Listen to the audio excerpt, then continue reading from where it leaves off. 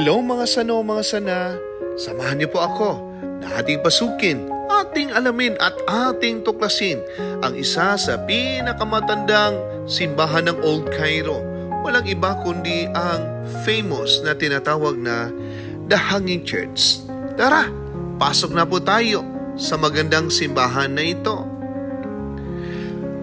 Alam niyo ba, mga sano, mga sana, na ang Hanging Church ay tinatawag ding St. Virgin Mary's Coptic Orthodox Church. Ang simbahang ito ay mayaman sa kasaysayan at simbolismo na nagsimula noong ika-3 siglo.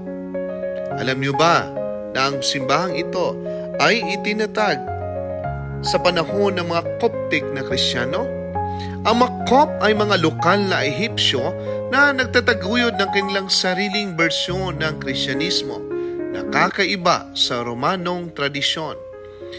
Alam niyo rin po ba na ang simbahang ito ay nakatayo sa itaas ng mga ruins ng Romanong kuta sa Cairo.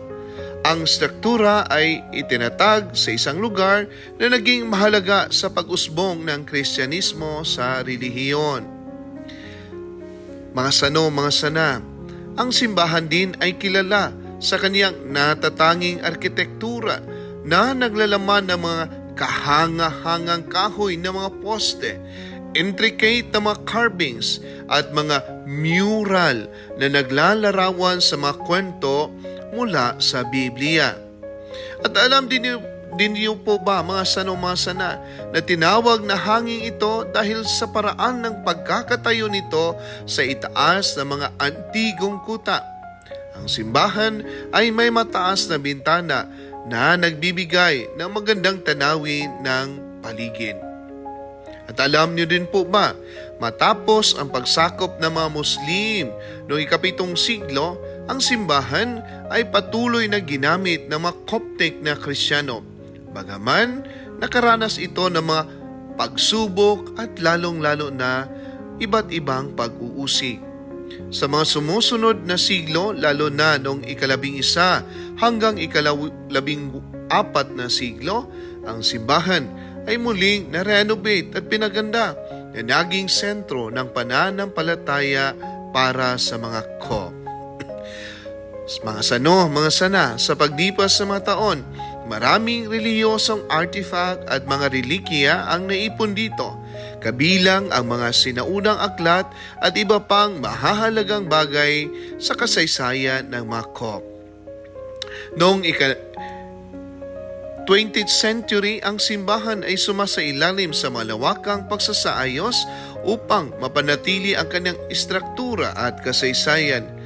Pinanatili ang mga orihinal na elemento habang isinasama ang modernong mga aspeto. Sa kabila ng mga hamon na dinaranas ng mga Coptic na Kristiyano sa Ehipto, ang Hanging Church ay nanatiling simbolo ng katatagan at isang malalim na pananampalataya. Sa kasalukuyan, ang simbahan ay hindi lamang isang lugar ng pagsamba, kundi isa ring mahalagang puok para sa mga pag-aaral at pag-unawa sa kasaysayan ng mga Coptic Orthodox sa simbahan. Mga sano, mga sana, ang Hanging Church ay isang simbolo ng yaman ng kultura at pananampalataya ng mga Cop sa Ehipto.